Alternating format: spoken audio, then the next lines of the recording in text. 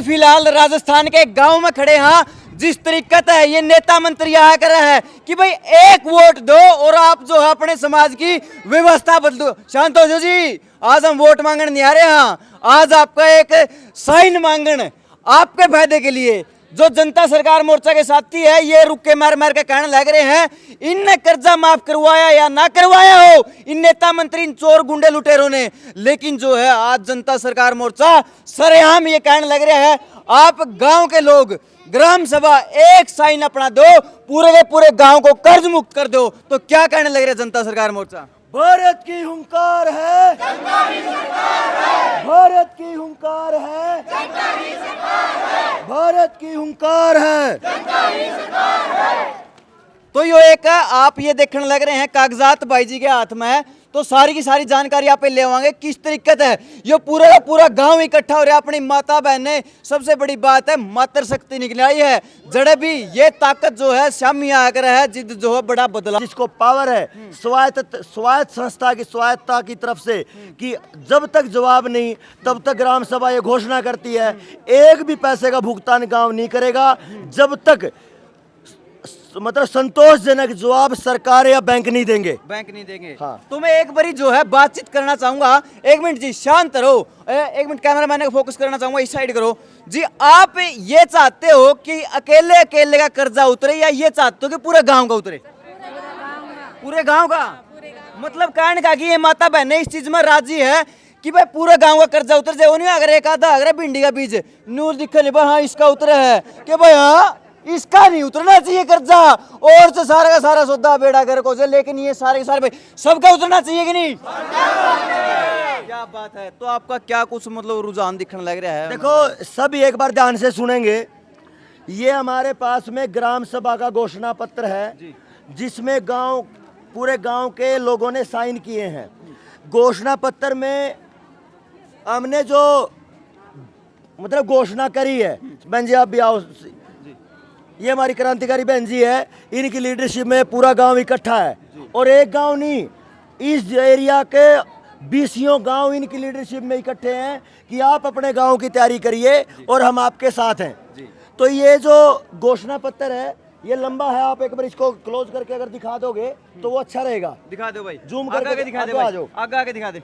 और इसको एक लिंक बना के आपके डिस्क्रिप्शन में भी डाल दिया जाएगा, इसको पढ़ना।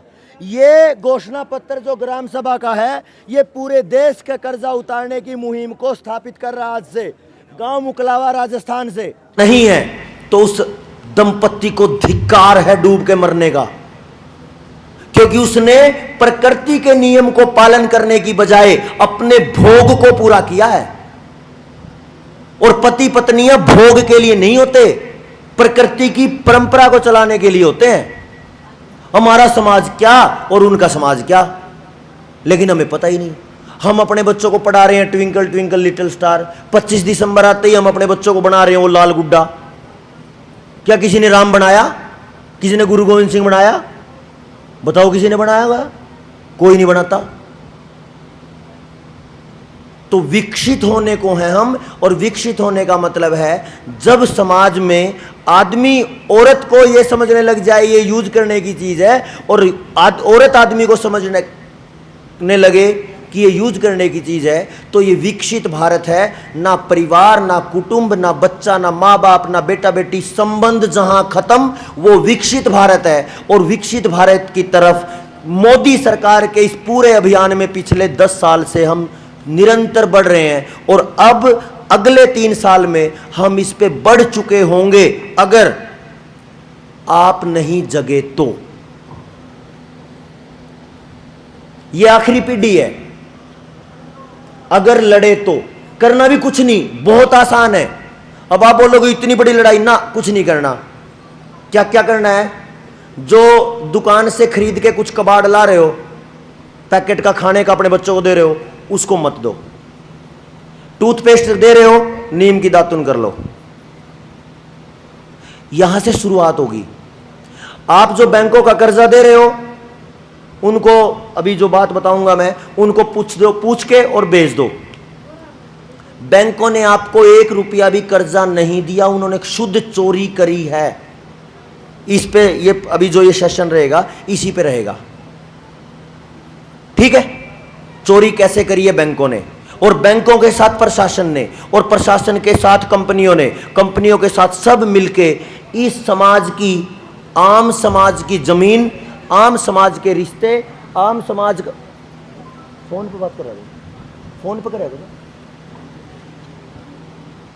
सबका आपका पूरा अस्तित्व इस समय खतरे में लाने की तैयारी है। और एक बात कह दी है कि जो इनके षड्यंत्र का विरोध करेंगे उनको निपटा दो। इस बीच में हमारे बीच में कुछ गद्दार भी आ सकते हैं, जो मैं कल कह रहा था। तो जब बच्चे के ठुकने का नंबर आएगा, टिक्का लगने का नंबर आएगा, तो लगेगा उसको भी, लगेगा उसके बच्चे को भी। तो इस समय अपने पास ऑप्शन नहीं है कि हम समाज के साथ कुछ गलत करें। एक साथ हो जाओ, यही एक रास्ता बचा है। यहां पे कितने गांव से बैठे होंगे आज? बहन जी कहां गई? सरपंच बहन जी बाहर है क्या? 5-6 गांव से होंगे क्या? ज्यादा? अच्छा, फिर तो कमाल ही हो गए ये। आप जो बैठे हो, आप असल में वो लोग हो जो हमने किताब के पहले पन्ने पे पढ़ा, संविधान की प्रस्तावना पढ़ी है ना।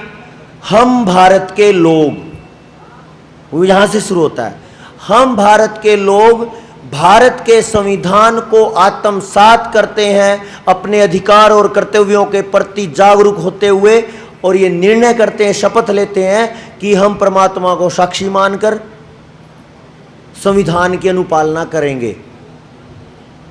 लेकिन पता चला कि हम भारत के लोगों को तो पता भी नहीं था कि संविधान में है क्या। कुछ लोगों को पता था, लेकिन फिर भी अगर पूर्वजों ने एक नियम बनाया है तो उस नियम को हमने मान लिया। तो आज उसी संविधान में जो सबसे मजबूत चीज है उसको हम समझते हैं, और उसको बोलते हैं ग्राम सभा। ठीक है जी। आज हम चेक करेंगे कि ऐसी क्या ताकत है मेरे पास जिसमें बिना कुछ करे मैं स्वतंत्र होता हूं, बिना कुछ करे मेरा कर्ज खत्म होता है, मैं बिना कुछ किए मेरी जमीन का मालिक मैं होता हूं, बिना कुछ किए मेरे जंगल का मालिक मैं होता हूं। आ जाओ आ जाओ,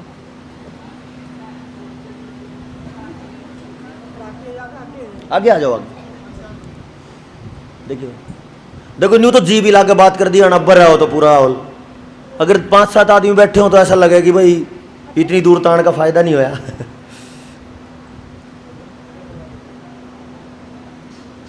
मेरी बातें समझ आ रही हैं क्या? पक्की बात है? ना तो कर दो, ना होगी तो मैं उस तरीके से बात करूं, हां भरोगे तो उस तरीके से बात करूं। अपना, क्योंकि मैं तो राजस्थान में बैठा, यहां लाखों लाखों महिलाओं ने आग में कूद के अपनी जान दी है सम्मान के लिए। ये वही राजस्थान होगा ना, या बदल गया? बोले रेता तो वही है और जगह भी वही है, अब लोग बदल गए हो तो पता नहीं। या बदल गए कि नहीं बदले? बदल गए तो फिर तो राजस्थान नहीं बचा। और अगर आप उन्हीं लोगों के खून की बूंद हो तो फिर तो चल पड़ेगा काम। आखिरी सांस तक संघर्ष करने की जो बात है। एक पानी ला, वो गर्म है, इसमें गर्म है, थोड़ा बदल दो। हिमांशु बैठ जाओ भाई, हो जाओ। तो एक बार इसको समझ लेते हैं हम, ग्राम सभा क्या है। ग्राम सभा अपने संविधान ने जो गांव समाज को जो ताकत दी है वो ग्राम सभा है। ग्राम सभा का मतलब पंचायत नहीं, ग्राम सभा का मतलब सरपंच नहीं, ग्राम सभा का मतलब पंचायत के मेंबर नहीं। ग्राम सभा का मतलब जो व्यक्ति जिस गांव में पैदा हो गया वो उस ग्राम सभा का सदस्य है। इसमें कोई प्रधान नहीं होता, इसमें कोई सदस्य नहीं होता, सब सदस्य होते हैं। एक एक बात को समझ जाना, ये माताएं अगर समझ गई ना तो यहां से राजस्थान का बेड़ा पार होने की शुरुआत होती है। अगर माताएं ही समझ गई तो, और अगर समझ गए तो बल्ले बल्ले और डबल हो जाएगी। ग्राम सभा का मतलब पूरा गांव जिसमें पैदा होने वाला हर कोई उसका सदस्य है, और 18 साल का होते ही आप उसमें भागीदारी करते हो। लेकिन थोड़े दिन पहले जो भारत का समाज था उसमें सच बात अगर बच्चे ने भी कह दी तो वो भी मान लिया करते। पंचायत में कोई भी कह देता तो वो मान्य थी, सच बात होनी चाहिए और न्याय की होनी चाहिए। लेकिन ग्राम सभा में गांव का हर आदमी उसका सदस्य है।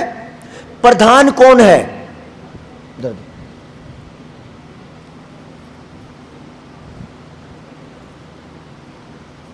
एक बार मेरी तरफ ध्यान देंगे, कुछ ऐसा लग रहा है जैसे कनेक्टिविटी सी कम हो गई।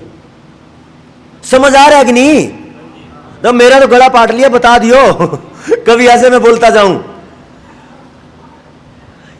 इस आधार पे कि समाज में ताकत है, ग्राम सभा में ताकत है, तो हमने एक नारा बनाया, भारत की हुंकार है, जनता ही सरकार है।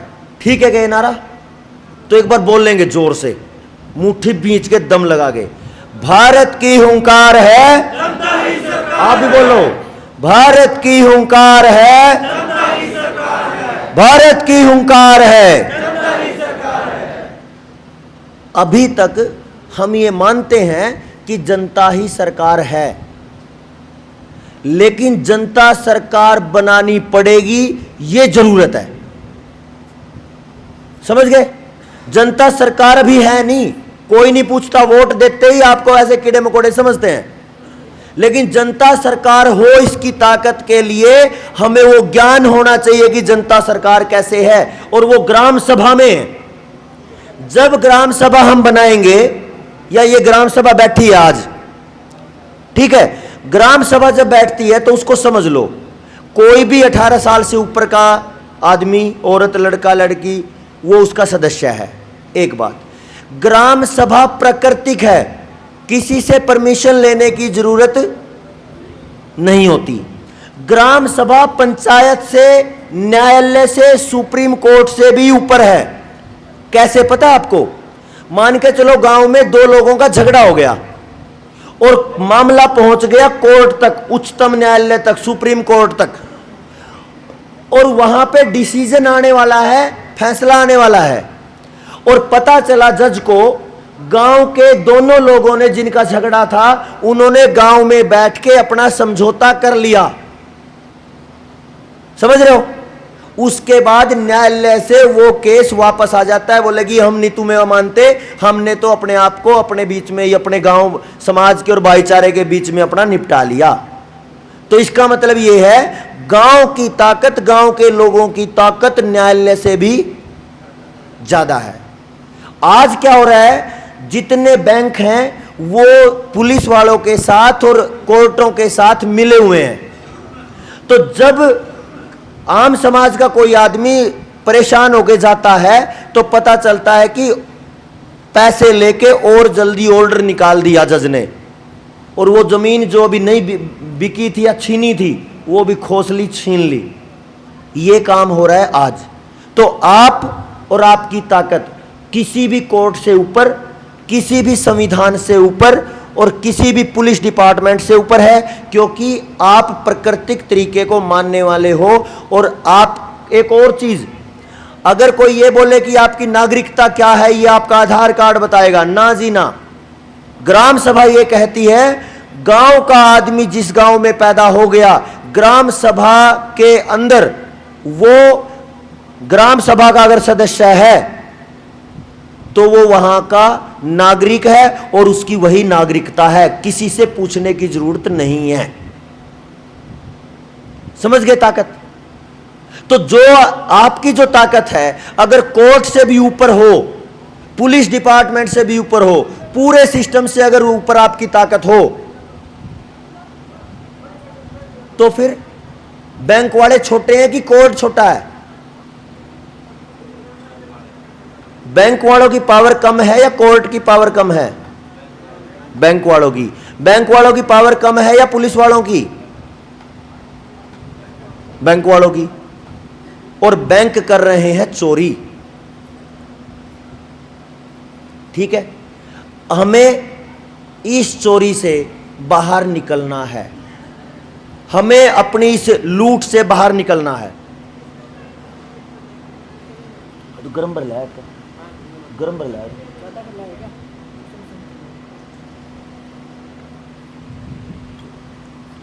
समझ आई? ग्राम सभा पंचायत नहीं है, ग्राम सभा है।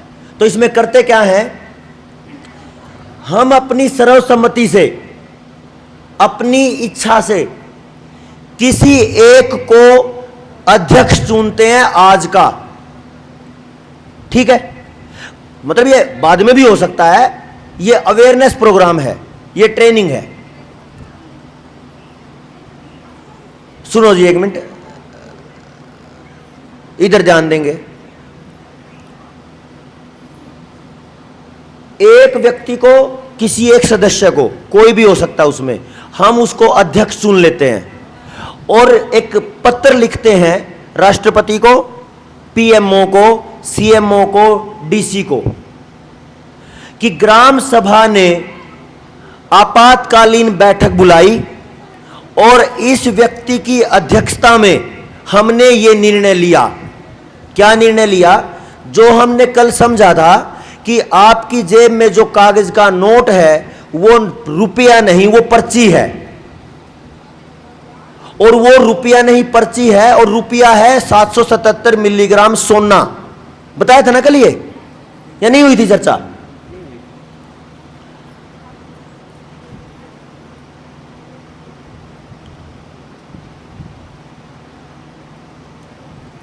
ऐसे आवाजाही लगी रही तो बड़ी परेशानी आती है।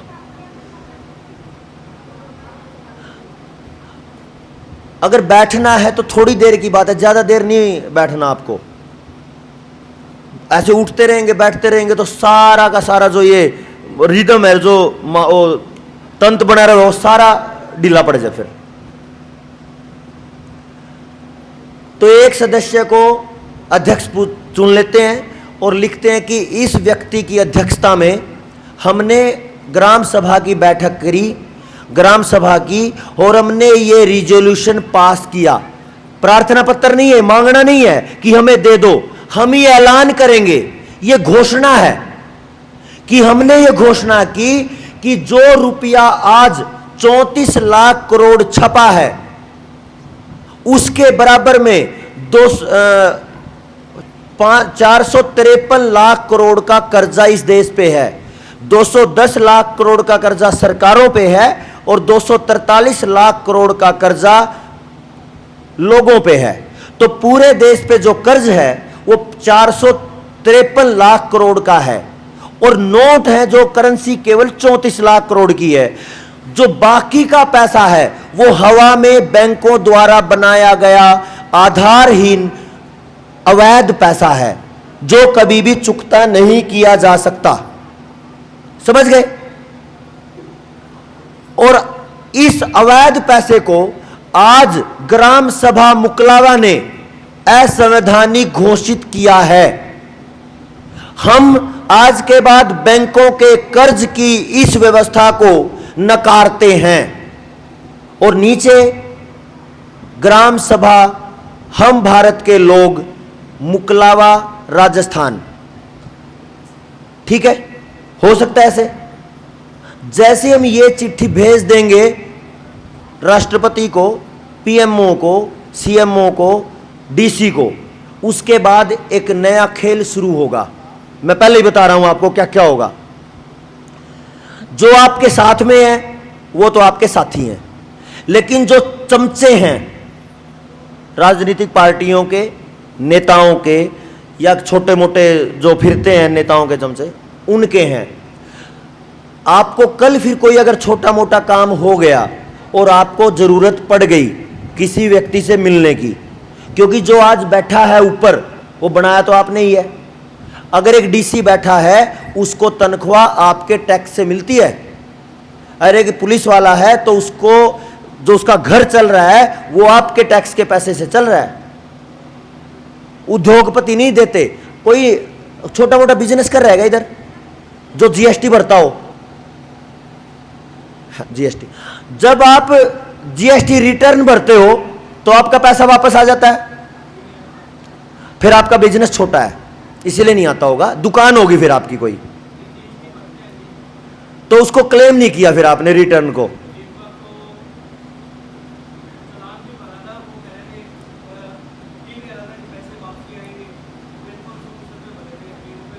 तो वो उलझ गया।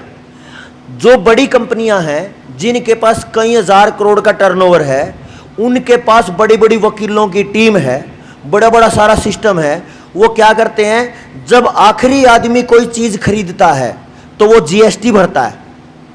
10 रुपए की चीज है, 18% जीएसटी लग गया, वो 11 रुपए 80 पैसे की हो गई। तो आम आदमी ने जो आखिर में घर में यूज करने वाला, जो खा के खत्म करेगा, आखिरी कंज्यूमर उपभोक्ता जब उस चीज को खरीदेगा तो वो जीएसटी दे देता है। और जैसे वो जीएसटी देता है तो फिर वो कंपनी वाला क्लेम करता है कि जीएसटी रिटर्न करो। और जैसे ही जीएसटी रिटर्न फाइल होता है,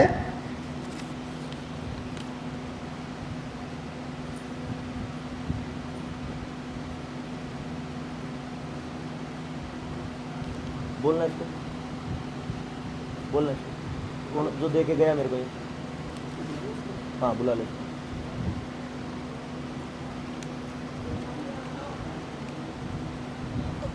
गुलजा कर दिया सारा, बीच बाद में दे देता।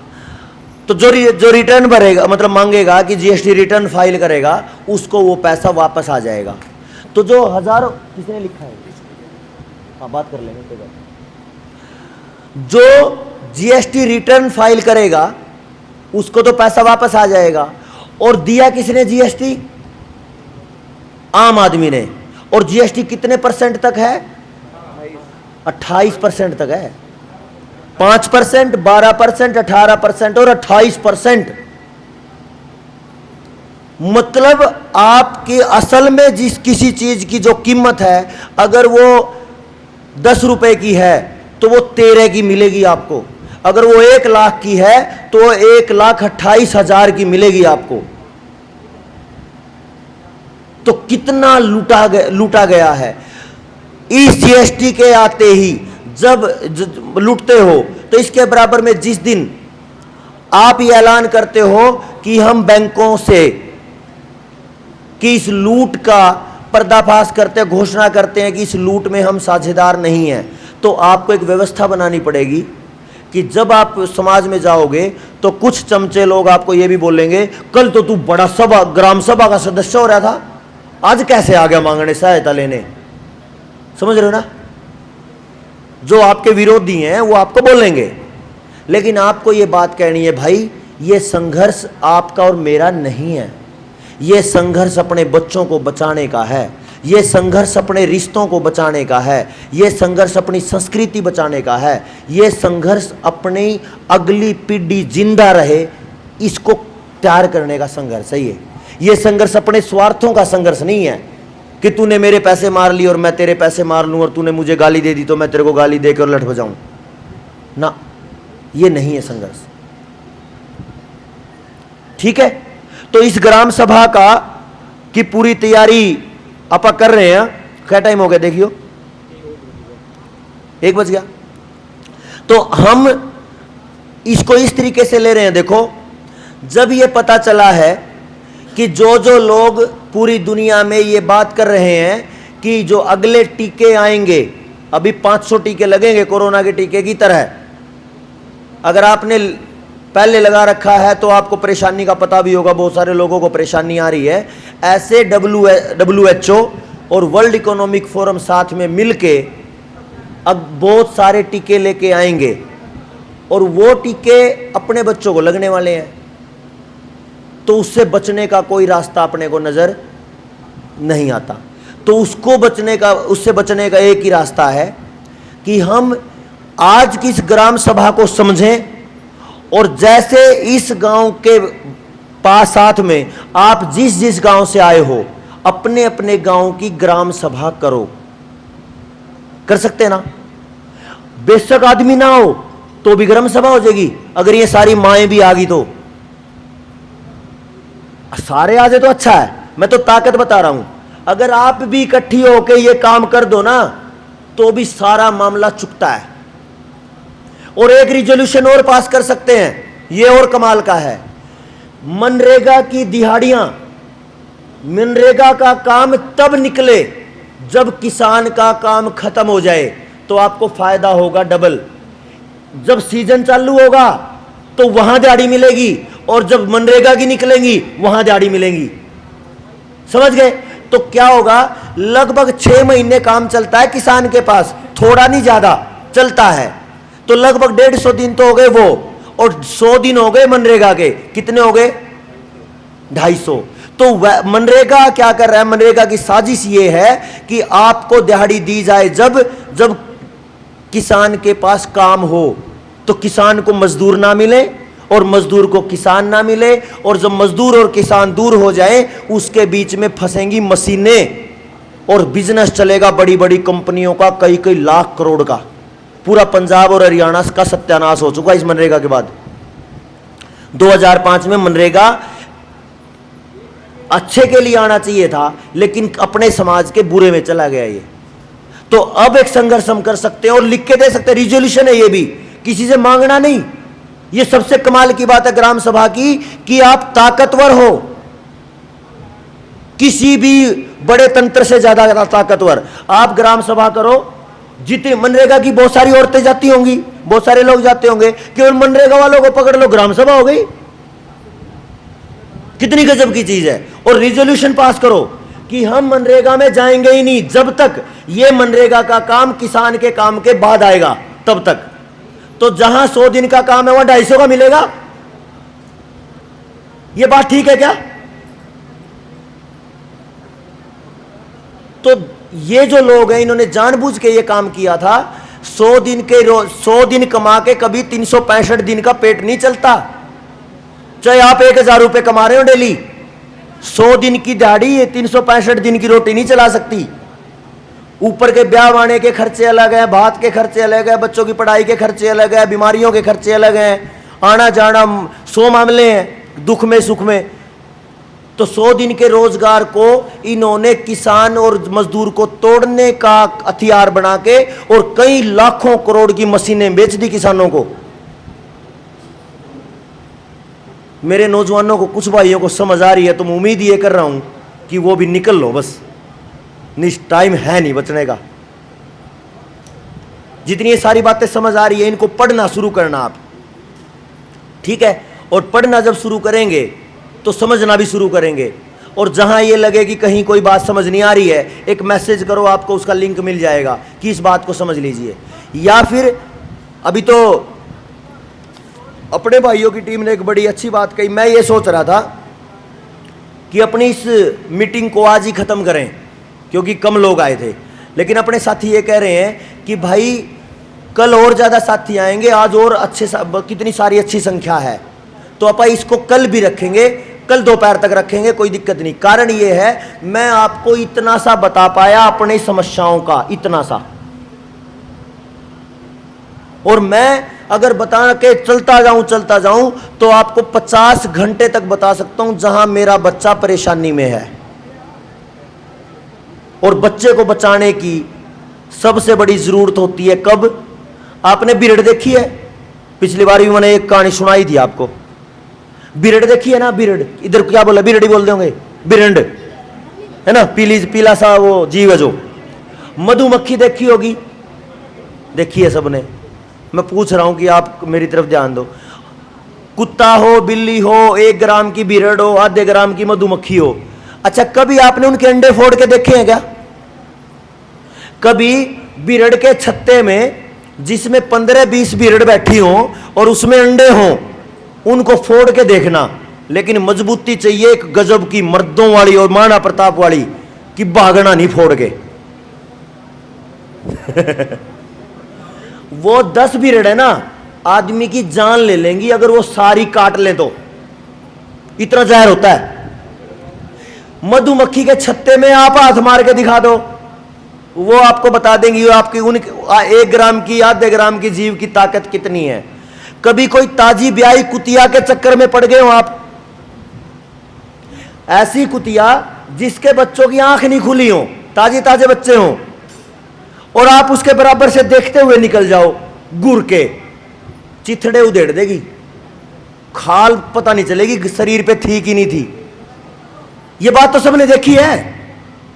मतलब देखो, 1 ग्राम का जीव, आधे ग्राम का जीव, 5 किलो का जीव अपनी अगली पीढ़ी को बचाने के लिए मर भी सकता है और मार भी सकता है। और हम ठहरे महान लोग, हमने अपने बच्चों को दे टिक्के पे टिक्का, दे टिक्के पे टिक्का उनकी दुर्गति करके दर दी।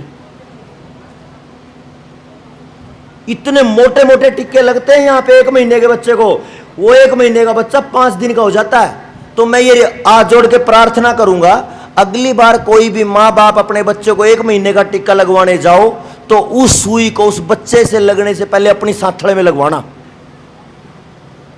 पता चलेगा वो कितना दर्द करता है और क्या जहर डालते हैं वो शरीर में।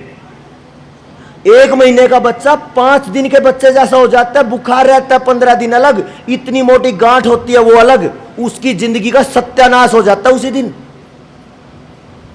जो थालियां बजती है ना पैदा होने पे, वो थालियां उसी दिन मतलब उसकी चिता जला देते हैं हम 1 महीने के बच्चे की। सारी जिंदगी दवाइयों के चक्कर में पड़ा रहता है वो बच्चा। लगते हैं ना टिक्के। देखो, मैं इसलिए इतनी मजबूती से कह रहा हूं, अभी तक मैंने जितनी बात बोली है, एक भी बात को आप ये नहीं कह सकते कि बेटा या भाई तेरी यह बात गलत है, क्योंकि ये आप सबके घर की भी बात है। तो जब आपका दर्द मेरा दर्द है तो मिलके क्यों ना दवाई लगा लें उस पे। और ये दवाई लगाने का टाइम अभी है। तो कितने आप ऐसे हो जो मेरे साथ, मेरे बच्चे को, और मैं तो हूं आपके बच्चों के साथ, आप ऐसे कितने हो जो मेरे बच्चे को बचाने के लिए इस लड़ाई में मेरे साथ आ जाओगे? एक आधा तो रह गया है, सारे आगे। ताई तय कहूं था मगर रहेगी। तो एक काम करते हैं, बहुत बहुत धन्यवाद। इसका मतलब फिर तो समाज इकट्ठा है। और सबसे खुशी की बात यह है कि यहां पे 8 से 10 गांव बैठे हैं, है ना। किसी भी बड़े गोदाम को या किसी बड़े ढेर को जलाने के लिए पूरा ढेर थोड़ा जलाया जाता है। एक छोटे सी जगह पे छोटी सी चिंगारी रखी जाती है और वो धीरे धीरे करके सारा जल जाता है। जल जाता है कि नहीं?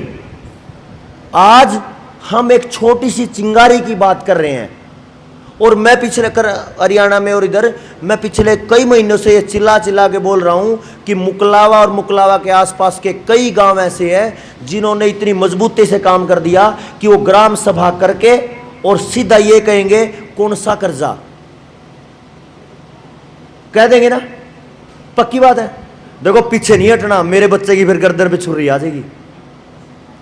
मैं नहीं हटूंगा पीछे, ये गारंटी है। चाहे मेरी बोटी बोटी कट जाए, मैं नहीं पीछे हटूंगा। ठीक है, मैं ये क्यों कर रहा हूं? देखो, करने को तो एक एक व्यक्ति का कर्जा कागज लगा के फ्री किया जा सकता है, लेकिन समस्या ये आएगी जो आदमी ज्यादा दौड़ेगा वो नजरों में चढ़ेगा, और जो नजरों में चढ़ेगा उसका सफाया जल्दी हो सकता है। तो जो जनता सरकार मोर्चा के कुछ साथी जो दौड़ रहे हैं, अगर वो अकेले अकेले घूमते रहे तो वे ज्यादा दिन के हैं नहीं। मरना बड़ी दिक्कत नहीं है, बात यह है जिस काम को करने वो चले हैं वो काम नहीं हो पाएगा। तो मैं आपके गांव में आया, आपके गांव ने वो कागज लिखा और भेज दिया, आपका पिंड छूट गया उस बीमारी से, तो बन गई बात।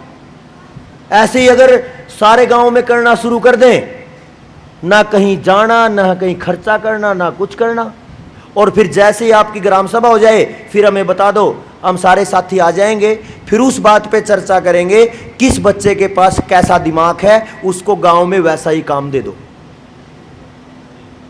ठीक है ना? अब मान के चलो 100 बच्चे हैं गांव में, 20 बच्चे ऐसे हैं जो तूफानी खिलाड़ी हैं, तो 2 एकड़ की जगह नहीं दे सकते हम उनको। अगर एक आदमी को अपने बच्चे को पढ़ाने के लिए शहर में जाना पड़े कोई खेल खिलाने के लिए, तो क्या करेगा वो? पहले शहर में किराए पे रहेगा किराए पे, उसका खर्चा, उसके सारा का सारा महीने का खर्चा, और फिर उसकी फीस का खर्चा, ये एक जने का है, और वो खर्चा लगभग 20-25 हजार रुपये हो जाएगा महीने का। अगर गांव के 10 बच्चे ऐसे हों जो खिलाड़ी बनने वाले हों, और वो 10 माँ बाप गांव में एक व्यवस्था कर लें, तो कितने रुपए हो गए? 2.5 लाख 10 बच्चों के 25 हजार के हिसाब से। और अगर एक कोच को बुला लो गांव में, वो कोच 20 हजार की तनख्वाह पे आ जाएगा, तो एक माँ बाप का खर्चा केवल 2,000 रुपये पड़ा। समझ आ रही है ना भाई सारी बात? अपने को मैं इसलिए कह रहा था कि जो 20 साल पहले जाने की बात है, वो इसलिए है जिसकी व्यवस्था को हम यूज कर रहे हैं, अगर उसी की व्यवस्था में रहेंगे तो फिर तुम मारेंगे वो। अगर उनकी व्यवस्था को हम ये कह रहे हैं कि तू अपनी व्यवस्था को ले और भाग, हम तेरी बैंकिंग को मानते ही नहीं, तो फिर अपनी व्यवस्था बनानी पड़ेगी। तो अपनी व्यवस्था बना लो, तो व्यवस्था बनाने के लिए मेहनत करनी पड़ेगी। तो सोचो, आप जो अपने बच्चों को पैकेट का सामान खिला रहे हो इंग्लैंड की कंपनी का, आप अपनी नमकीन उसमें तड़ो सरसों के तेल में घर में, और दुकानदार को दे दे बेटा ये बेच दिए, जहर से तो बचेगा, और दुकानदार की दुकान भी खत्म नहीं होगी। ठीक है जी, तो आप इस पे ये लेटर लिखेंगे। खाने का टाइम देखियो 1:15 हो गया होगा। हाँ, अभी 5-7 मिनट पानी पियाएंगे, पेशाब कराएंगे, फ्री हो जाएंगे, और फिर खाने का टाइम हो गया, उसके बाद आप जल्दी मिलते हैं। ठीक है जी।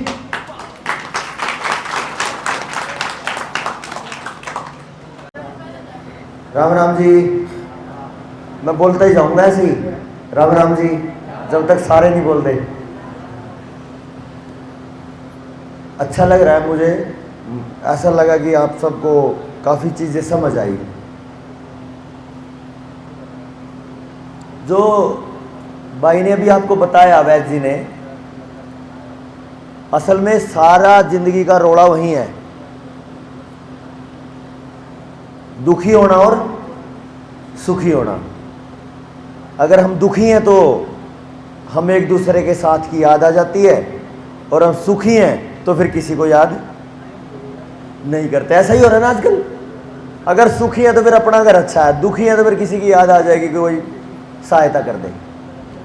ये सारी की सारी जो चीज है, इसको आप एक बार समझना। देखो, एक बार क्या हुआ भाई, बोल थोड़ा सा बोल। क्या हुआ, एक बार एक साथी या एक लड़का घर से निकला,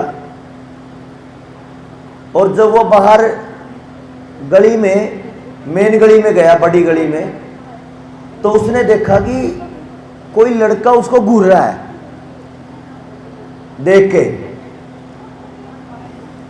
अब उसने देखा, पता नहीं, मैंने तो ऐसा कुछ करा भी नहीं, लेकिन ये घूर क्यों रहा है? चलो भाई, वैसे होगा। थोड़ी दूर चल पड़ा, 1 किलोमीटर चल के सड़क पे पहुंचा तो 2 लड़के फिर खड़े, और वो भी ऐसे ही घूर रहे। कोई बात नहीं, चल रहा था अपनी बाइक पे। थोड़ी दूर जाके देखा 3-4 बंदे फिर उसको ऐसे ही देख रहे। अब उसको शंका होगी दिमाग में, भाई कुछ तो घोटाला है। घोटाला ये है कि चाणक्य कहते हैं, अगर संयोग, कई सारे संयोग एक साथ हो गए हो ना, तो फिर वो संयोग नहीं होते, वो षड्यंत्र होते हैं। एक चौराहे पे एक बंदा मिला, वो भी ऐसे मतलब तीखी नजरों से देख रहा। आगे जाके 1-2 जना मिला, वो भी ऐसे ही देख रहे। थोड़ी देर आगे गए तो ऐसे कई जने देख रहे। इसका मतलब उसका जीवन जो है, या उसकी जिंदगी आगे अगर थोड़ा और गया तो क्या पता क्या होगा। तो उसकी फील्डिंग लगा रखी है, भाई ऐसे ऐसे वो इस टाइम निकलेगा, वहां जाके लपेट देना। ये जो षड्यंत्र हैं, ये षड्यंत्र आपके चारों तरफ बड़ी तसल्ली से सेट कर रखे हैं, लेकिन हमें पता नहीं। और आज जब बहुत सारी चीजें एक साथ हो रही हों, तो समझ लेना कि आपकी जिंदगी सुख की बजाय दुख में जाने वाली है। अच्छा, जब बार बार कोई कर्जा मांगने आता है, और बार बार कोई घर पे सुबह टोकने आ जाता हो, तो सुबह का सुबह जिंदगी दुखी हो जाती है कि सुखी होती है जी? अब कोई सुबह सुबह जिंदगी का उसका इज्जत का ग्राहक बन के आ जाए तो जिंदगी तो परेशानी होगी। तो यही एक दुख का कारण है। और इसका एक पॉइंट आप समझना कि है क्या ये मामला। 1000 साल पहले, पूरे 1000 साल पहले, एक जैसे अपने पुजारी होते हैं ना, बाबा जी हैं मंदिर में या मस्जिदों में मौलवी होते हैं, ऐसे ही अंग्रेजों के पोप होते हैं।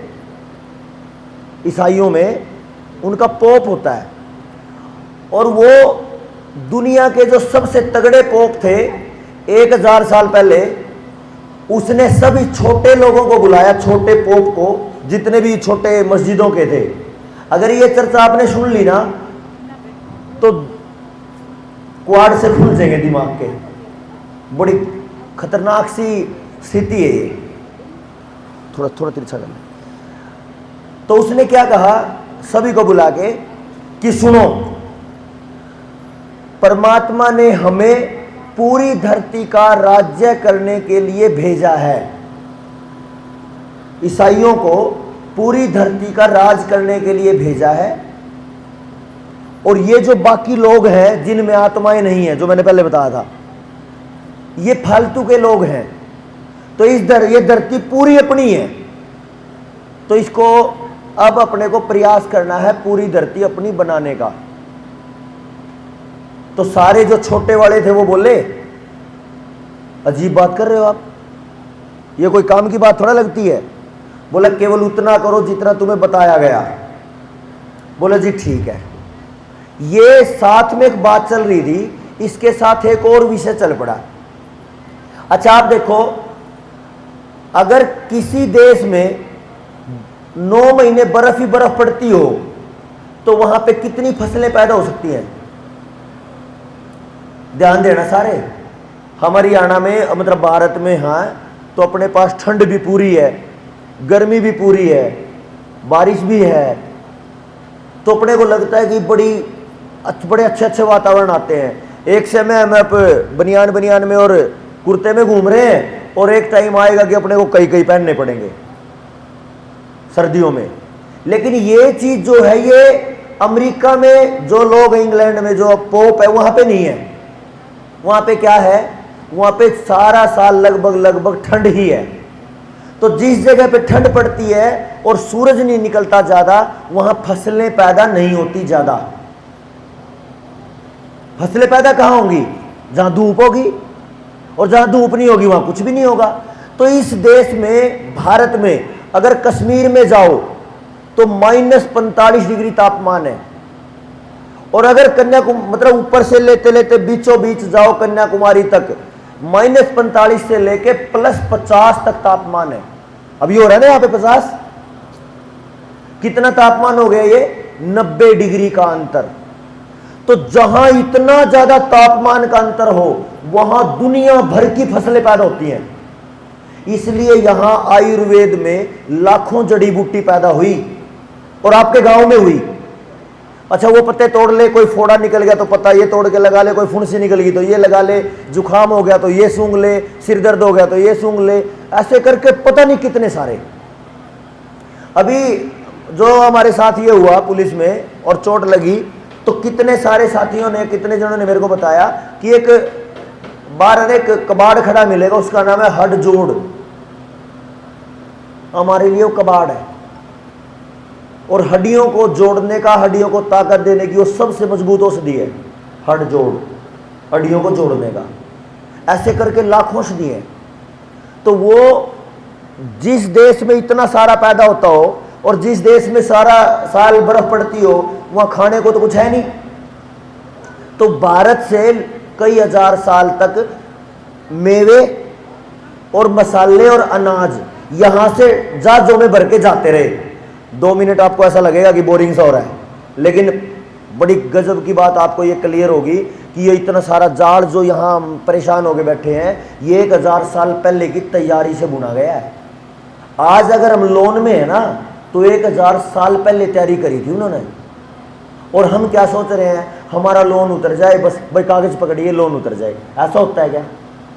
कितनी बड़ी लड़ाई है ये, इसको जब समझ लेंगे तो हम दूसरों को समझा पाएंगे, नहीं तो बात बनेगी नहीं।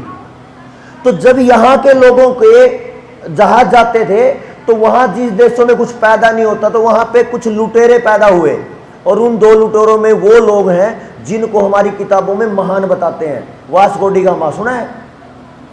वास्को डी गामा के बारे में बोलते हैं भारत खोज लिया उसने, जबकि वो तो लुटेरा था। अब क्या हुआ, आते आते 1492 में इनके झगड़े हो गए। एक जहाज था भारत की तरफ से गया, उस पे पुर्तगाली चढ़ गया और उस पे स्पेन का चढ़ गया। पुर्तगाली कौन था? Vasco D gamma. और स्पेन का था कोलंबस। ये दोनों चढ़ गए और इनके झगड़े हो गए। झगड़ा किस बात का कि ये जहाज तो मेरा है क्योंकि मैंने पहले लूटा। कमाल का है ना। तो ये आने वाले जो 1492 का जो पोप था उस टाइम, ये वहां चले गए जी, हमारे झगड़े हो रहे हैं। कोई नहीं, वो व्यवस्थित कर लेंगे, कोई दिक्कत नहीं, जहां जगह मिलेगी पहुंच जाएंगे।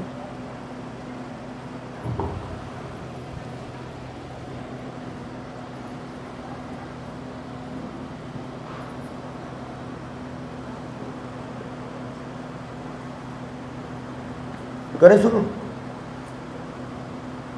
तो वे दोनों लुटेरे जो जहाजों को लूटते थे भारत से जाने वालों को, वे पहुंच गए फिर से उस ईसाइयों के पोप के पास, जिसका दादा ये कह रहा था कि पूरी धरती अपनी है और इसको कब्जा लो।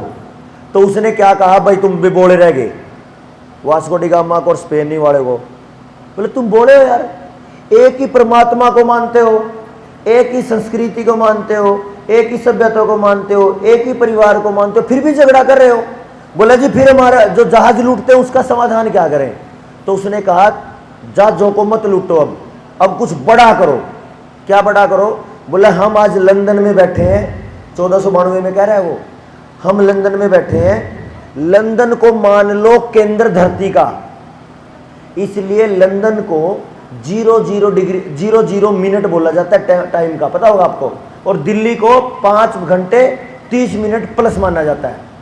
लंदन से 5 घंटे पहले दिल्ली में सूर्य उदय होता है, तो उसका टाइम है वो। तो वहां से उन्होंने बताया कि धरती में केंद्र मान लो लंदन को, लंदन से पूर्व का जो देश है वो पूर्व है और पश्चिम के जो देश है वो पश्चिम है। तो एक को भेज दिया पूर्व में और एक को भेज दिया पश्चिम में। पूर्व में कौन आया?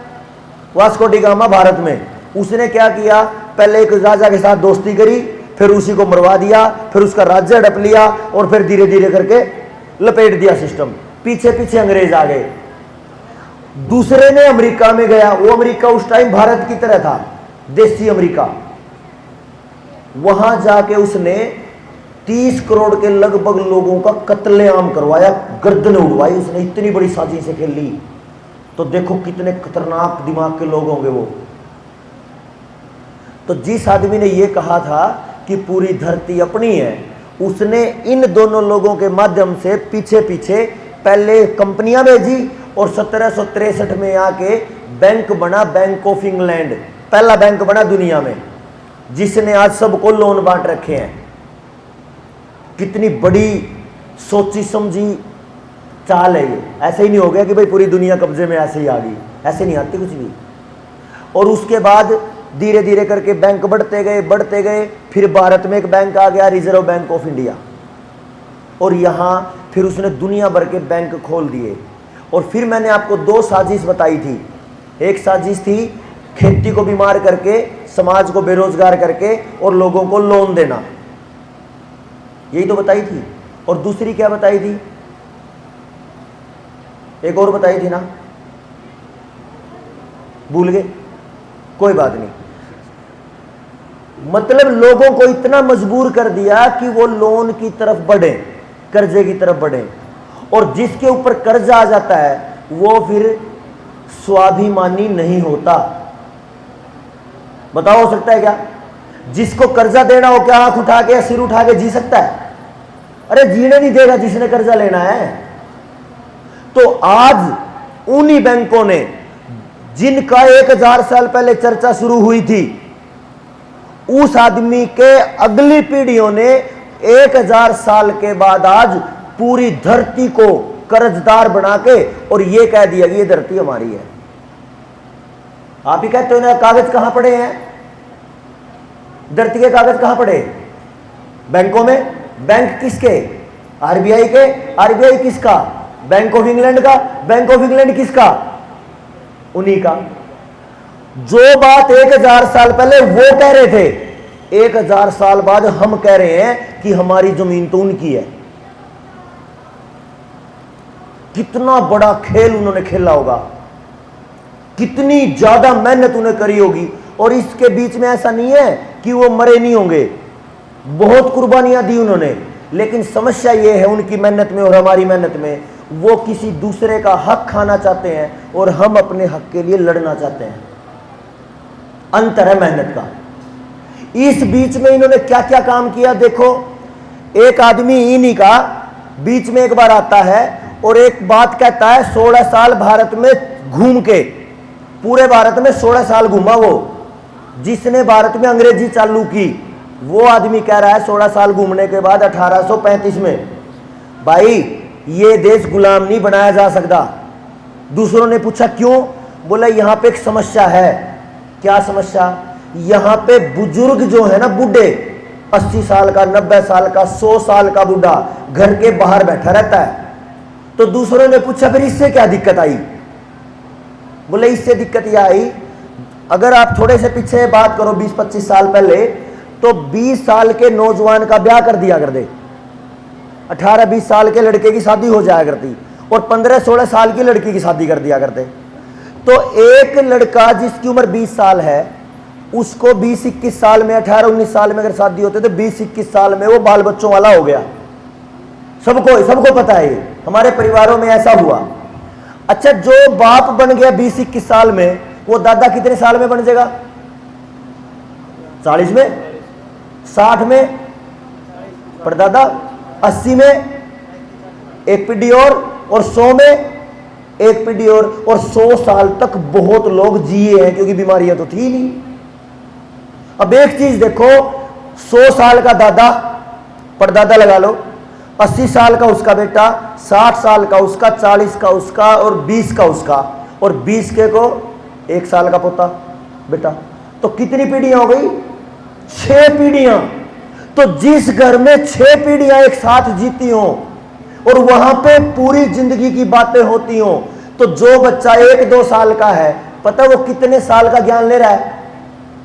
20 साल का ज्ञान तो अपने बाप का, 40 साल का ज्ञान अपने दादा का, 60 साल का ज्ञान उसके बाप का, 80 साल का ज्ञान उसके बाप का और 100 साल का ज्ञान उसके बाप का। एक बच्चा 2-2.5 साल का अपने दादा में, अपने पिता और दादा के साथ बैठता है तो वो 500 साल की कहानियां सुनता है। और जिसको इतने सारे उतार चढ़ाव पता हो, वो कभी मार नहीं खा सकता। इस बात को समझा उस अंग्रेज ने। देखो जी, आप क्या कर रहे हैं, आप नहीं समझते किसी की कुछ भी, और वो हमारी सभ्यता की, हमारी जड़ों को समझ के चला गया। तो उसने ये कहा, जिस घर में एक बच्चा 500 साल का ज्ञान लेता हो अपने बुजुर्गों से, क्योंकि हर आदमी का अनुभव अलग अलग है, हर आदमी के उतार चढ़ाव अलग अलग है, हर आदमी की जिंदगी में संघर्ष, लड़ाई झगड़े, कमाई और पारिवारिक जो जिंदगी अपनी परेशानियां वो अलग अलग है। तो सब के सब अपने अपनी परेशानियों को वहां रखते हैं और उन बातों को वो बच्चा भी सीख रहा है 2-3 साल का। इस बुजुर्गों की 6 पीढ़ियों की एक साथ सीखने वाली परंपरा को वो अंग्रेज कह रहा है ये गुलाम नहीं हो सकते भाई। क्यों? क्योंकि ये सारी की सारी पीढ़ियां गुरुकुलों में पढ़ती हैं, और गुरुकुल किससे चलते हैं? दान से। और गुरुकुल को चलाने वाला तो फकीर होता है, वो पैसा ही नहीं लेता, उसको लालच ही नहीं। एक वो लंगोटी बांध के रखता है, एक बोथा बांध के रखता, कुर्ता पहनने तो पहनने, नहीं तो वैसे ही से वो आचार्य है, तो वो तो कुछ भी नहीं उसको चाहिए। तो गुरुकुल में पढ़ते हैं, वो गुरुकुल आचार्य चलाता है जिसमें पैसे नहीं लगते, और जो दान आता है वो किसानों से आता है। किसानी होती है, खेती वो गाय से होती है, और गाय हर घर की रसोई में सबसे मुख्य चीज है। कितनी सारी बात एक साथ उस आदमी ने 16 साल मतलब जांची आपके घर में। और एक सबसे बड़ी खतरनाक बात वो ये कह रहा है, राजस्थान और ये अपने पूरे भारत को तो घूमा ही घूमा, लेकिन इस एरिया को देख के उसने एक बात कही कि इन घरों में ना सोना चांदी गिन के नहीं रखते, तोल के रखते हैं, कितने किलो चांदी कितने ग्राम सोना। और मेरी दादी और मेरी ताई से मैंने सुना है, मेरी दादी कहा करती मेरे ब्याह में 3 दड़ी चांदी लेकर आई थी मैं, और ये तो सबको पता ही होगा। अब ये बात जो मेरी दादी ने बताई, क्योंकि मैंने उसके पांव में इतने मोटे मोटे कड़े देखे चांदी के, फिर मेरे को वो बात याद आई अंग्रेज की जो उसने कही, तो वे दोनों बात एक जैसी हैं। अगर मेरे घर में 5 चाचा ताऊ और मेरी दादी है, सबके पास अगर 2-2 3-3 धड़ी चांदी है, तो ये तो क्विंटल में बनेगी। अगर क्विंटल है तो ढेर ही लगेगा, है जी। 6 जनी है, 15 6 90, तो 90 किलो तो यही हो गया।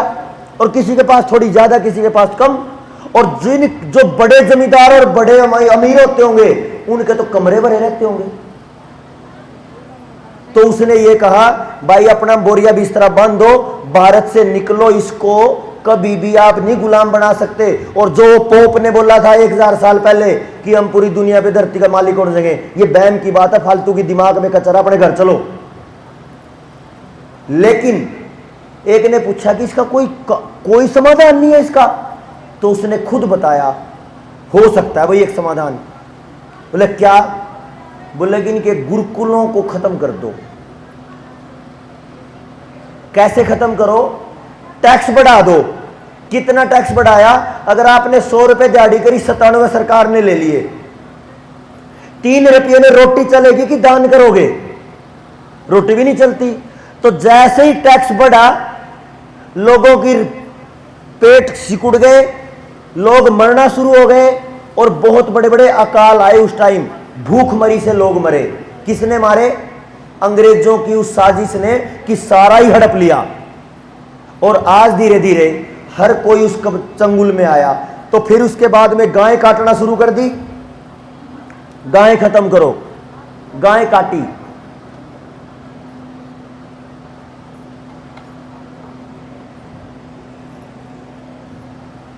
ये 3 बजे वाली बस है क्या आपकी? कल सुबह को जल्दी आना है, 2-3 घंटे का है कल। और सुबह वो जो आज सरपंच बहन जी कहाँ है? बाहर है क्या? बहन जी का आदेश था कि जो अपने को वो चिट्ठी लिख के भेजनी है वो सुबह भेजें। कल और ज्यादा लोग आएंगे तो एक और मजबूती से भेज देंगे। आपकी सहमति है ना इनकी? ठीक है, बैठ जाओ। कभी आज जाके बोलने ले भाई आज भी बका दिया इस भाई ने तो। ठीक है, तो देखो कितना कमाल करा उन्होंने। गुरुकुल खत्म किए, गाय काटना शुरू करी, आयुर्वेद को खत्म किया, और ये तीनों खत्म होते ही किसान खत्म हो गया। फिर इन्होंने देखा गाय तो खत्म नहीं हो रही, स्पेशल सांड काटने के कत्लखाने खोले ताकि जल्दी खत्म हो जाए, ब्रीड ही ना रहे। तो जब बड़े लंबे समय तक ये भी काम उनका नहीं चालू हुआ और पूरा नहीं हो पाया, तो इन्होंने एक नई साजिश रची है 2011 में। अभी ये साजिश चल रही है, रुकी नहीं। 2011 में क्या किया? एक तकनीक निकाली कि अब केवल बछड़ियां पैदा होंगी। वो मतलब उसको भ्रूण लेंगे, सीमन लेंगे नर सांड का, और उसमें से उसको कुछ मशीन में घुमाएंगे, उसमें से बछड़ी का जीन अलग निकाल लेंगे, बछड़े का अलग, और मार्केट में देश में केवल बछड़े का ही जीन देंगे, बछड़ी का। और उन्होंने ये एक्सपेरिमेंट किया। अब ज्यादातर जो टीके आ रहे हैं वो बछड़ियों के दे रहे हैं। और ये काम जो है ये कंपनी का है, नॉर्वे और स्वीडन की एक कंपनी है, उसने इस टेक्निक का नाम रखा है सेक्स सेल टेक्निक। वो सेल निकालते हैं, फीमेल सेल, और वो बछड़ी ही पैदा करवाते हैं। ये खेल हो गया। अब आप देखो, जिस कंपनी ने ये टेक्निक दी है उसने 10 साल टीके दे दिए। 10 साल टीके दे दिए तो 10 साल में सारे के सारे सांड मर गए। और फिर वो कंपनी बोल दे कि भाई हमारा तो प्रोजेक्ट पूरा हो गया, अब हमारी कंपनी बंद हो रही है, तो आपका ये काम गाय गाय के साथ नहीं, ये गाय के साथ भी हो रहा है, मतलब भैंस के साथ कुछ जल रहा है, ऐसा लग रहा है मेरे को। इसको देखियो भाई, इसके अंदर से कोई तार तो नहीं जल रहा हो ना, रबड़ के जलने की वो हो रही है ना। अब देख लियो, बस ज्यादा वो करने की जरूरत नहीं है, वैसे ही लग रहा है, मैं वैसे भी लग सका है।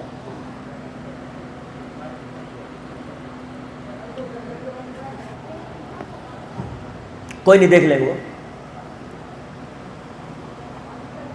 इससे एक चीज और आई, देखो अभी गाय और भैंस के केवल कटड़ी और बछड़ियों के सीमन वो दे रहे हैं, और थोड़े से दिन बाद ये भी बंद होने वाला है। तो आपके गांव में या आपके समाज में जिसको हम पशुधन बोलते थे, वो धन आपका अब खत्म होने वाला है। पशुधन, कभी भी हमारे बुजुर्गों ने कागज के नोटों को धन नहीं बोला। धन है पानी, धन है स्वास्थ्य, धन है जमीन, धन है पानी, धन है हवा, जो असल में जिंदा रहने के लिए है। धन है अनाज, धन है फसलें। कागज को कभी धन की श्रेणी में लाया ही नहीं गया, और आज इन सारे धनों पे कब्जा मार लिया इन्होंने। अब आपके पास कुछ छोड़ा ही नहीं। अब जो पानी आ रहा है ट्यूब, इसका टुंटियों का, उस पे भी किराया लगाने की चालू कर रखी है इन्होंने। अगर कोई एक से ज्यादा भैंस रखेगा तो उस पे भी रजिस्ट्रेशन करवाना पड़ेगा, और 10,000 रुपये या पता नहीं 20,000 रुपये का सालाना टैक्स देना पड़ेगा। इस ऐसे ऐसे कानून ये लेके आ रहे हैं। और एक और खतरनाक कानून जो कमाल का है, इसको आप समझना। एक टेक्निक आई ART, पशुओं के लिए आई सेक्सुअल टेक्निक, वो सीमन बदलने वाली।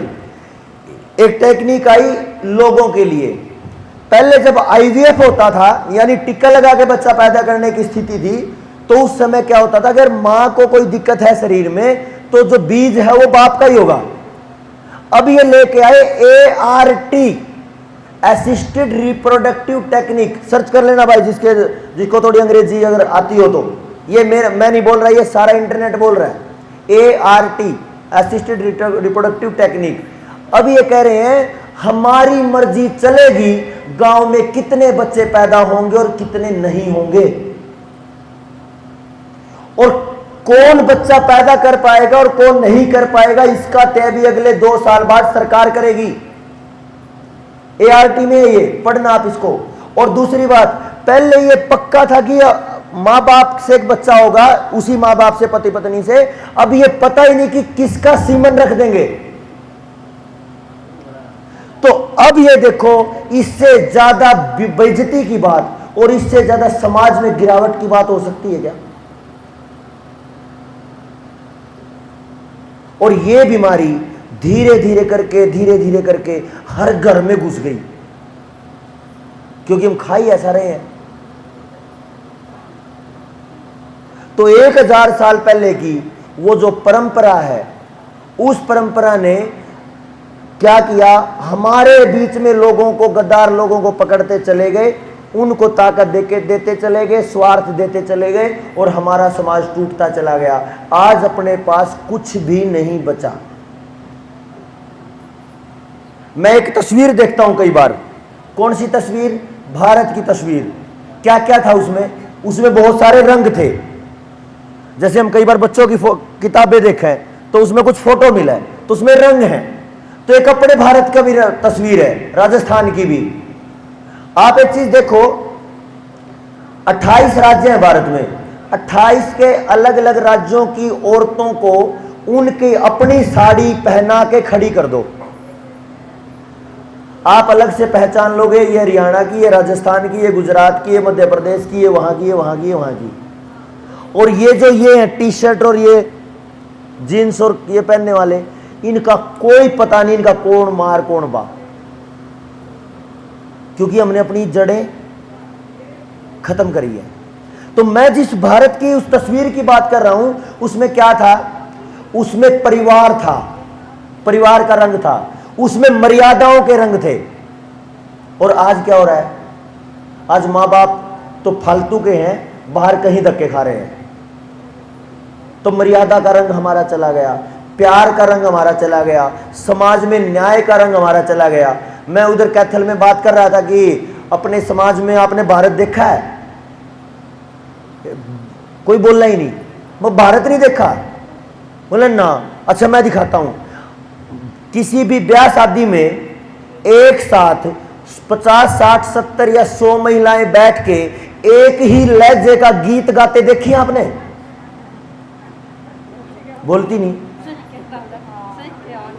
देखी है ना? तो वही तो भारत का रंग है। अभी हम क्या कर रहे हैं, अपनी बच्चियों को गीत गाते टाइम नहीं बैठाते। और देखो कमाल क्या था, गीत भी कैसे थे। मैं इस पे काफी ध्यान दिया। जब मेरा ब्याह हो रहा था और मैं बारात में जा रहा था, तो एक गीत गा रही थी, मेरी दादी भी थी और चाची ताई बुआ और वो सारा परिवार था। मेरे को गीत के वो लहजा तो याद नहीं, उसके शब्द याद है। जब तू आगे जाएगा तो तेरे को तेरा ससुर मिलेगा, तो उसमें तेरे को अपना बाप देखना है। तेरी सास मिलेगी तो तेरे उसमें मां देखनी है, और तेरी साड़ी मिलेगी तो अपने बहन जैसे देखनी है, साड़ा मिलेगा तो छोटा भाई देखना है।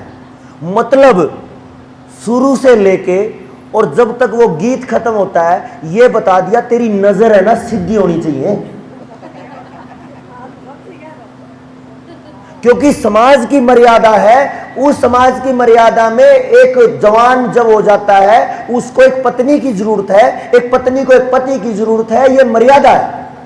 तो इस मर्यादा में हम तेरे को डाल रहे हैं, और ये तेरे को मांगने की जरूरत नहीं, ये समाज की हालत है, तो समाज अपने आप दे रहा है तेरे को। एक बाप को पता होता है कि उसके बच्चे को कब क्या क्या जरूरत है पूरी जिंदगी, तो वो समाज दे रहा है, तो मर्यादा में रहो। और वो एक भजन ये कह रहा है कि तेरे को ऐसे ऐसे चलना है। फिर जब 2-3 दिन पहले वो गीत चल रहा था मेरी बहन की शादी में, तो वो क्या कह रहे हैं, बीच गली बैठ खड़ी होके बतलाइए मतना, सुना होगा आप लोगों ने, या इधर भी होगा, गोस्से पे गोस्सा फोड़िए मतना, ऐसे पता नहीं क्या क्या था। क्या था वो? वही तो भारत का रंग था। लेकिन हम क्या कर रहे हैं आज?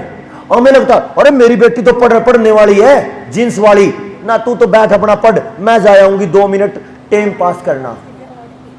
जहां हम इकट्ठे बैठ के अपने बच्चों को मर्यादा सिखाते थे, आज हम ये कहने लगे वहां जाकर आना, बस वैसे तो बड़ा लाड प्यार है नहीं, फिर भी समाज के डर तक जाना, मैं जाकर आ जाऊंगी थोड़ी देर। ऐसे ही तो चल रहा है ना।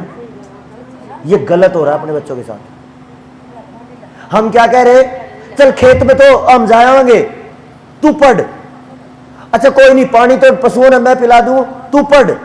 अच्छा मैं उस जगह जाना, तू पढ़। मैं और उसको कुछ नहीं सिखाया बच्चे को, और जब वो बड़ा हुआ और नौकरी मिली नहीं, अब वो किसी काम का नहीं है।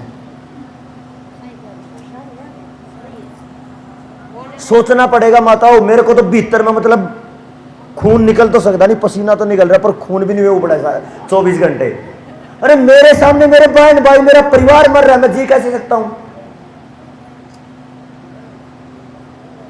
तिल तिल करके कोरोना के टिक्के ने गांव में एक भी बूढ़ा नहीं छोड़ा। बताओ पगड़ी वाला कोई बूढ़ा हो तो आपके गांव में? एक आध शायद कोई बचा हो गलती से। सारे बुजुर्गों को खा गए ये। और ये बुजुर्गों को क्यों खा गए? क्योंकि इनको पता है एक बूढ़ा भी अगर लाइन पे बच्चों को लगा गया ना, तो थारे सारे सिस्टम को फिर खराब कर देंगे ये। मैं एक प्रयास कर रहा हूं।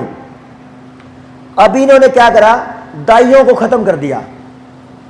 दाई नहीं है ना, कोई छिद्दी छड़ी बच रही है, लेकिन उसके पास केस नहीं जाते, क्योंकि आंगनवाड़ी वाली और आशा वर्कर उसके पास केस नहीं जाने देती। और अगर केस जाए और वो डिलीवरी करवा दे, बच्चे का जन्म करवा दे, तो उसके ऊपर FIR करवा दे वो। मेरे को ऐसी 20 दाई मिली, क्योंकि मैं इसी खोज में घूमता हूं आजकल कि कुछ बच रही है क्या। अगर बच रही हो तो उनको दोबारा तो फिर अगली पीढ़ी के कुछों को सिखा दें, ताकि उनका ज्ञान बचा रहे। मेरे को जितनी दाई मिली, असल में जनने वाली मां से पहले नंबर पे दाई मां को बोला गया। क्योंकि असल में तो जन्म देने वाली वो है कि वो बचा लेती है। तो जब मैं बीसियों दाइयों से मिला हूं, एक भी दाई ने ये नहीं कहा कि मेरे से कोई बच्चा जन्म करवाते टाइम परेशानी आई। 50-50 साल हो गए उनको।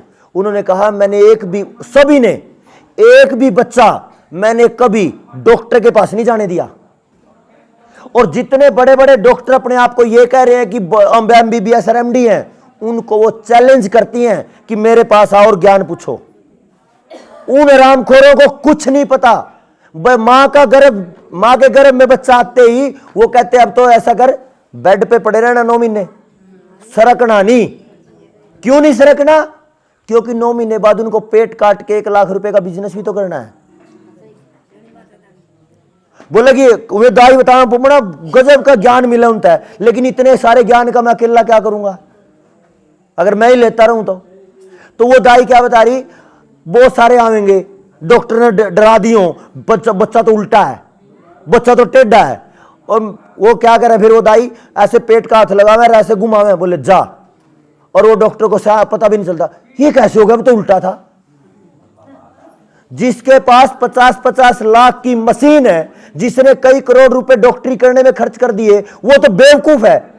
और जो अनपढ़ औरत जिसने कभी स्कूल नहीं देखा, वो इतनी ज्ञानी है, उसको पता है कि अंदर क्या चल रहा है, उसने हाथ लगाया और ठीक कर दिया। हमने उनको बेवकूफ मान लिया दाइयों को। असल में असली डॉक्टर नहीं तो वो है, और हमने उनको बोला कि बना दिया, और दाई है चलो ठीक है दूर रखो। कमाल है। जबकि वो तो मेरी मां से पहले नंबर पे जिसने मेरे को स्वस्थ पैदा करवा दिया। भाई इनको बोलना थोड़ा सा, नहीं ये है ना, बोल रहे हैं। मेरे गांव की जो दाई मां है, 75-80 साल की बुढ़िया है, वो ये कह रही है भाई मैंने तेरा गांव है ना 70% पैदा करवा रखा अकेली दाई ने। मतलब 24,000 लोगों का गांव, और वो ये कह रही है कम से कम 18,000 तो मैंने पैदा करवाए हैं। और जब डॉक्टर भी नहीं थे, कितना ज्ञान होगा उनको। अब हम क्या कर रहे हैं, अगर आप में से ऐसी कोई इच्छा बने तो हम ये कर रहे हैं, बहुत सारी दाइयों को हम मिल रहे हैं, उनमें से कुछ तैयार हो रही हैं कि भाई हम अपना ज्ञान दे देंगे आगे।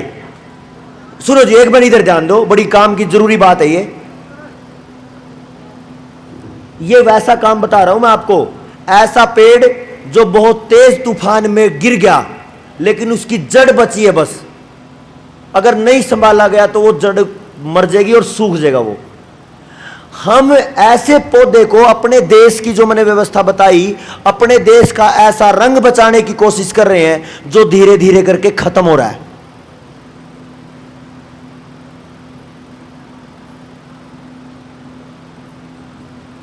ये आपकी जिम्मेदारी है तड़की आना इनका, ठीक है। राम राम ताई। सुबह है ना, क्या करना, अगर 9 बजे आ जाते हो ना तो 12 बजे आप फ्री कर देंगे। जल्दी आ जाएंगे तो जल्दी फ्री हो जाएंगे, फिर अपना काम संभालेंगे।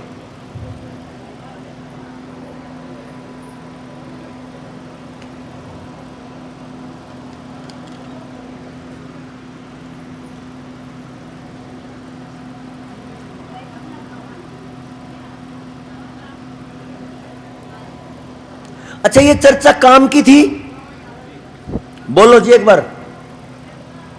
ये काम की थी कि चर्चा की ऐसे ठीक है टाइम पास हो गया? काम की थी।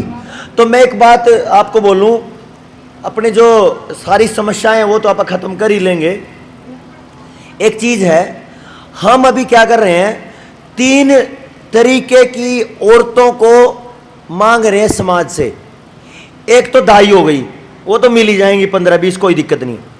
एक वो जो गर्भवती माताएं हैं और जिनको लगता है कि हमें डॉक्टर के बिना बच्चा पैदा करना है, वो। और तीसरा वो जो दाई यानी डॉक्टर, मैं दाई नहीं कहता आजकल, मैं तो अपनी भारतीय डॉक्टर कहता हूं उनको, वैद्या, जिसने कभी दवाई की तरफ हमें जाने ही नहीं दिया।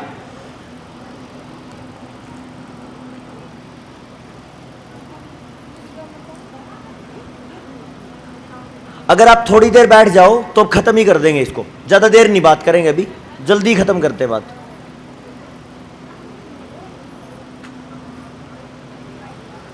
क्या टाइम हो गया? 3:30, बस जल्दी करते हैं। ये ध्यान दे लो थोड़ा सा, वो पहले से आपने बड़ी गंभीरता से सुना क्योंकि ये बहुत जरूरी चर्चा है। तो आप में से या आपके सर्कल में कोई ऐसी बहन, कोई माँ, कोई चाची, कोई ताई, कोई भी अगर इस डॉक्टरी को सीखना चाहे, क्योंकि पहले वाला काम अब नहीं रहेगा, अगर आप इस काम को करोगे तो डॉक्टर की तरह आपको भी उसका सहयोग मिलेगा। अगर एक डॉक्टर के पास कोई बच्चा पैदा हो तो लाखों ले लेते हैं, अगर एक अपनी देसी डॉक्टर नहीं अगर बच्चा पैदा करवाए तो 2-4 हज़ार तो उसके भी बनने चाहिए। और जब, क्योंकि ये जो आशा वर्कर, आंगनवाड़ी वर्कर हैं, ये भी तो पैसे के लिए लगी हैं, लेकिन ये तो बर्बाद कर रही हैं। अगर हमारे समाज की, चलो दाई को माई कह दिया तो फिर दाई तो दाई है, दाई माँ अगर बनना पड़ जाए और उतने ऊंचे ज्ञान के साथ बनना पड़ जाए और उसमें से, समाज में से उसको घर का खर्च भी निकलना शुरू हो जाए, तो इससे अच्छा क्या हो सकता है? तो डॉक्टर बन रहे हैं। तो इस तरीके की देसी डॉक्टर बनाने का अपना अभियान है। अगर आपके सर्कल में या आप में से किसी का मन करे तो सरपंचनी बहन जी को बताना। आप बहुत जल्दी इसको एक ट्रेनिंग के रूप में शुरू करेंगे, ताकि हमारे पास वो पति पत्नियां, वो जोड़ियां भी आ जाएं जिनकी घरवाली गर्भवती है, ताकि उसको देख के दाई अगलों को सिखा दे और उनका भी फायदा हो जाए, क्योंकि उनको डॉक्टर के पास नहीं जाना। तो ये परंपरा इस पूरे समाज के और गांव के, इस परिवार के सामने मैं ये कहना चाह रहा हूं कि ये परंपरा अपने को दोबारा पैदा करनी पड़ेगी, नहीं तो नीतीश कुमार की लैब में बच्चे पैदा होते दिखेंगे कि आज उसमें सीमेंट डाला और कल 24 घंटे बाद वो बच्चा आ गया, मशीन का बनाया गया। और वो नीतीश कुमार उप मुख्यमंत्री बनाया गया, पता नहीं, है ना, कुछ तो बड़े मंत्रालय मिले हैं उसको। चलो कोई नहीं, वो तो एक आदमी है। कहने का मतलब ये है, आज अपनी जिंदगी पे, अपने बच्चों की जिंदगी पे चारों तरफ सांप फन उठा रहे हैं, चारों तरफ, समाज में, पैसे में, नौकरियों में, शिक्षा में, स्वास्थ्य में, न्याय में, चारों तरफ चोर बैठे हैं। आप न्याय मांगने जाओगे तो पुलिस वाले खा जाएंगे, स्कूल में जाओगे तो स्कूल वाला क्या करेगा, फीस भी लेगा, वर्दी भी अपनी जेब से देगा, किताबें भी स्कूल से देगा, पेंसिल भी स्कूल से देगा और इकट्ठा पैसा लेगा। यानी स्कूल कम, व्यापारी ज्यादा है, हो रहे ना ऐसे ही। तो वहां पे भी लूट गए, न्याय में भी लूट गए। समाज में जाओ तो समाज में कोई किसी का है ही नहीं, वो भी लूटे पड़े। कर्ज, पैसे की बात, बैंकों में जाओ, अर्थ की बात करो तो वहां पे हर कोई हर दिन बेइज्जती कर रहा है लोन के मामले में। तो आज अपने बच्चों के शरीर पे चारों तरफ सांप डसने को हैं और ये सांपों को एक एक करके मारना है। अगर हम इकट्ठे हो जाते तो फट से मार देंगे। तो इस कड़ी में अपने को, जिन भाइयों को मेरी कल की और आज की और कल थोड़ी चर्चा करेंगे, ये समझ आई हो तो फिर एक अच्छा काम हो सकता है। अपने अपने नाम और नंबर केसु भाई को और ये बहन जी को लिखवा दो, एक टीम बनाएंगे। कल वो लेटर भेज देंगे ग्राम सभा की तरफ से, उसी लेटर के आधार पे जिस गांव में अच्छी मजबूती से लोग इकट्ठे हो गए अपने मुद्दों पे, उस गांव से भी भेज देंगे। कौन करेगा? जो टीम बनेगी अपने समझदार साथियों की, वो साथी उन गांव में जाओ, 2 दिन 3 दिन वहां पे समझाओ, लोगों को इकट्ठा करो।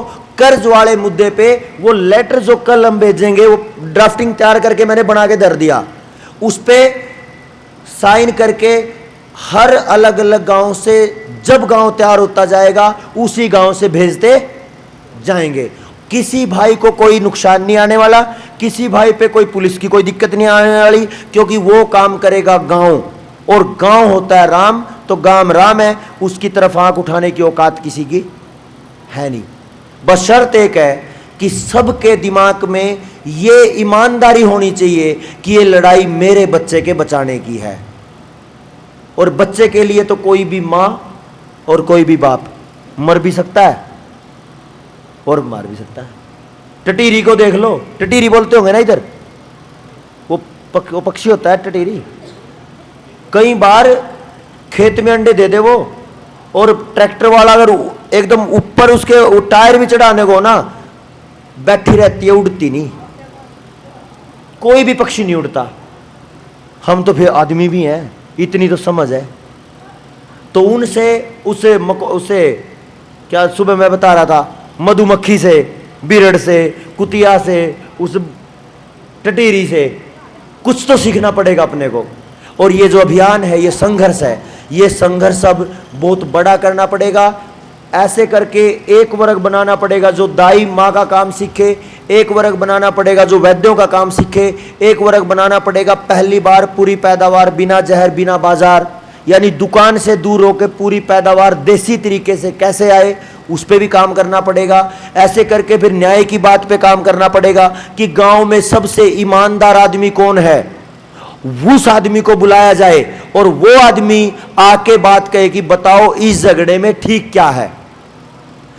क्योंकि जो असली समाज के लोग हुए, अगर उनके बच्चे के साथ भी झगड़ा हो गया ना, तो उन लोगों ने अपने बच्चे को भी उतना ही दंड दिया जितना दूसरे को दिया।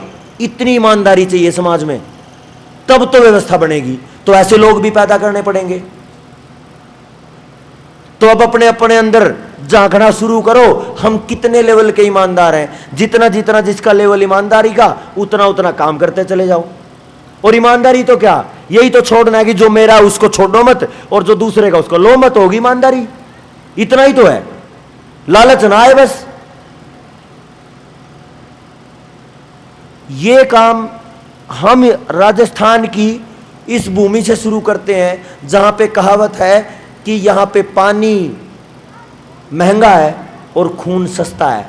ऐसी जमीन से हम ये दोबारा उम्मीद करते हैं कि सस्ते खून वाली ज़मीन से और महंगे पानी वाली ज़मीन से हम एक फिर से क्रांति पैदा करें। और ये जो ग्राम सभा की क्रांति, अपने अधिकारों को मांगने वाली क्रांति, अपने अधिकारों की घोषणा करने वाली क्रांति, अब पूरे भारत को पीछे पीछे लगा ले। हो सकता है ये काम? हो सकता है? बोलते नहीं, हो सकता है। अगर हो सकता है तो आज इस ट्रेनिंग से और कल के सुबह के सेशन से अपन इस बीज को बो देंगे, इस पौधे को लगा देंगे, और ये पौधा फिर पूरे देश में एक क्रांति की मिसाल बनेगा। ये आपसे मैं उम्मीद करता हूं। और अपने बच्चे को बचाने के लिए मैं आपसे भीख भी मांगता हूं कि मेरा बच्चा परेशानी में है। अगर आप इस भीख को दे सकते हो सहयोग की, तो मैं आपके लिए एक एक कतरा बूंद बहाने को तैयार हूं, क्योंकि मेरा बच्चा परेशानी में है। ये मेरी भीख मान लो आप। ये जोड़ी फैली पड़ी है और ये समस्या सबकी है। तो आप सब ने इतना सहयोग, इतना ध्यान से सुना। हम एक दूसरे के बच्चों को बचाने के लिए, एक दूसरे के परिवार को बचाने के लिए आखिरी दम तक लड़ेंगे। इसी उम्मीद के साथ मैं आपको धन्यवाद देता हूं। आपने बहुत शानदार सुना, और कल सुबह आप जल्दी आ जाएंगे और जल्दी ही फ्री हो जाएंगे।